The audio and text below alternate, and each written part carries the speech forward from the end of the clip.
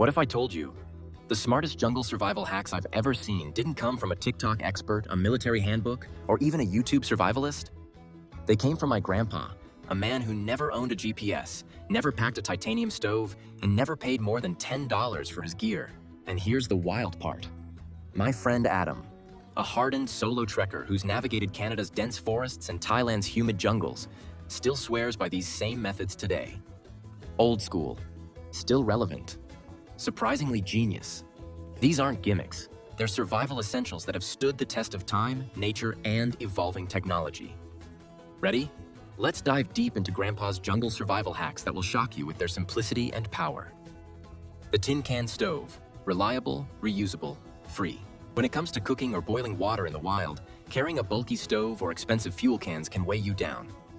Grandpa's solution? A humble recycled soup can. How Grandpa did it.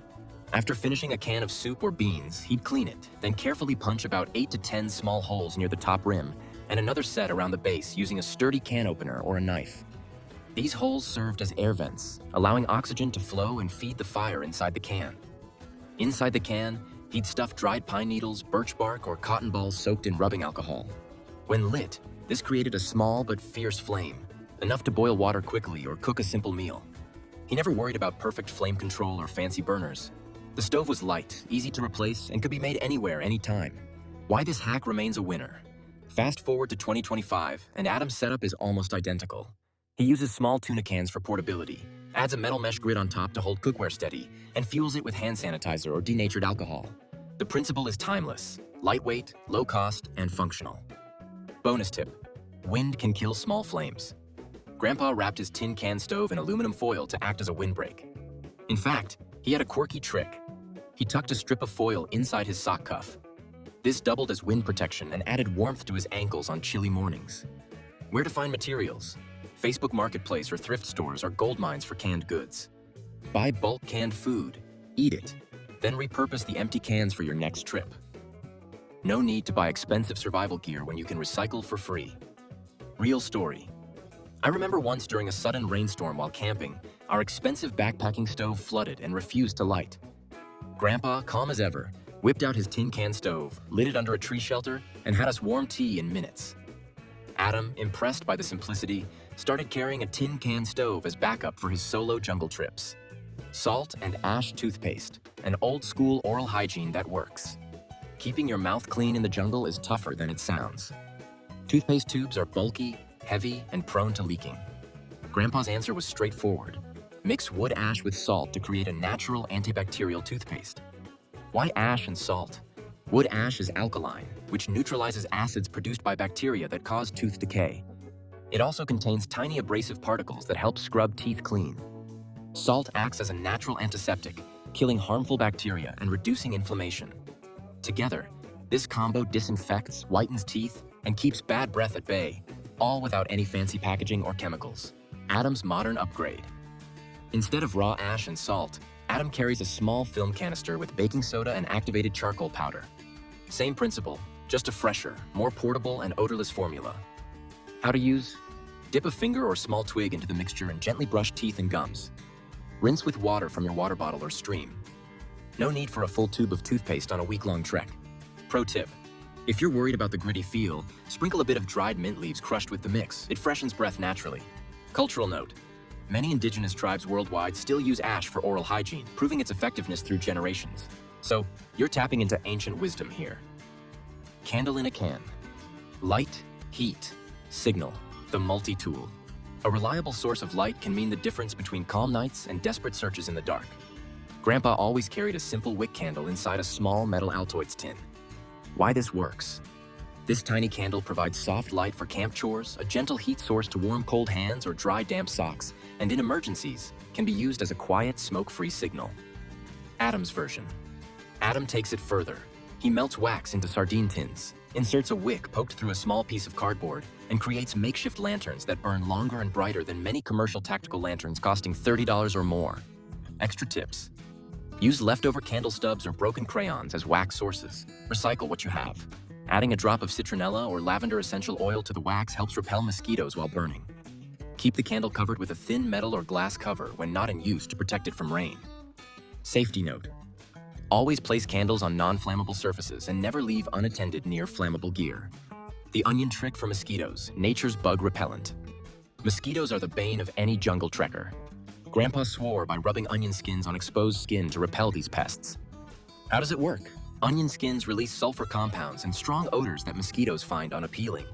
The scent also keeps curious raccoons and other small animals away from your camp food. Adam's twist. Adam crushes fresh onion and mixes it with coconut oil, making a smooth, non-irritating natural bug repellent. This mix is non-toxic, doesn't cause skin irritation, and in certain mosquito-dense areas, outperforms commercial repellents like DEET. Bonus. Keep extra onion skins in Ziploc bags with dryer lint. They double as excellent fire starters and emergency repellents. Real life. Adam once camped in Thailand's jungles with only this onion coconut oil blend and reported almost 0 mosquito bites during a week-long solo trip. Flour sack towel, the 10-in-1 survival tool. Forget disposable paper towels. Grandpa carried 2 simple flour sack towels with him everywhere. These towels are lightweight, breathable, absorbent, and quick drying, making them incredibly versatile. Here's how Grandpa used them. Water filtration. Layered the towel over a container to filter out dirt and debris from collected water.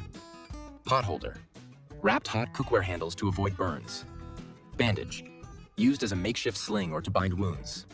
Mosquito net. Draped loosely over face at night. Cooling towel. Soaked in cold water and placed around the neck to lower body temperature. Dish rag. For cleaning pots, utensils, or gear. Food wrap. Protected meals from insects and dirt. Fire fan. Fanned flames to get a fire started or boosted. Toilet paper. Biodegradable and soft enough for sensitive skin. Sling. Made quick arm or wrist supports when injured. Adam's hack. Adam buys packs of 10 flour sack towels on Amazon or hunts thrift stores for vintage ones. He prefers plain white ones because they're easier to sanitize and bleach in the field. Why it works. Flour sack towels are durable, versatile, and light. Carrying 2 means you can rotate use, always having a clean one ready. Matches in wax. The original waterproof fire starter fire is survival's cornerstone. Grandpa's solution to soggy matches? Dip wooden matches in melted candle wax, then store them inside an old film container or small tin. Why it's brilliant. The wax seals the wood, making the matches waterproof. Even if soaked, they'll light easily. Plus, the wax itself can serve as emergency fuel for small fires. Adam still swears by this method over any modern ferro rod or magnesium fire starter. Add-on trick. Glue a strike strip to the container lid. This way, you always have a striker handy and never scramble for a rough surface. Pro tip. If you use wooden matches, always remove the sulfur tip before dipping in wax to avoid toxic fumes. Use safety matches only. Coffee grounds to mask scent, plus repel bugs. Campfires are great, but sometimes not enough to mask your human scent from animals or deter mosquitoes. Grandpa sprinkled dry coffee grounds around his tent's base. How it helps. Coffee grounds produce a strong, smoky aroma when burned that confuses animals and repels insects. Adam's tip. He burns a pinch of used coffee grounds on foil or in a small tin cup, releasing smoke that masks human scent and keeps mosquitoes away. Bonus, used coffee grounds are lightweight, biodegradable, and easy to carry in small amounts. Twine plus safety pins, the ultimate gear repair kit. Gear failures happen when you least expect it. Grandpa always carried about 10 feet of cotton twine and 3 safety pins in a tiny pouch. They fixed torn tents, replaced lost shoelaces, and even doubled as improvised fishing lines. Adam upgrades this kit. He wraps the twine tightly around a Bic lighter for compact storage and uses locking diaper pins instead of traditional safety pins. They're stronger, safer, and reusable. Where to find quality kits? Facebook Marketplace is perfect for vintage sewing kits or military surplus pouches, often stocked with durable waxed threads and heavy-duty pins for next to nothing. Pocket mirror up a signal, fire starter, self-check, lost and needing rescue? Grandpa taught me to use a mirror to signal planes or distant hikers by reflecting sunlight. He also used it to inspect wounds or blind an aggressive animal if cornered. Adam's choice. He carries a dual-sided compact makeup mirror from the dollar store, costing $1. No batteries, no charger, just instant and reliable light reflection in any weather. Why it beats a phone flashlight. No battery drain, no malfunction risk, and works in fog, sun, or shade instantly. Canvas bag better than tactical backpack. Grandpa never bought flashy nylon tactical backpacks. He preferred sturdy, waxed canvas army surplus rucksacks. Why? They breathe better last decades and can be easily patched with simple sewing skills. Adam's modern take. He He repurposes vintage mailman satchels or army bags from Facebook Marketplace.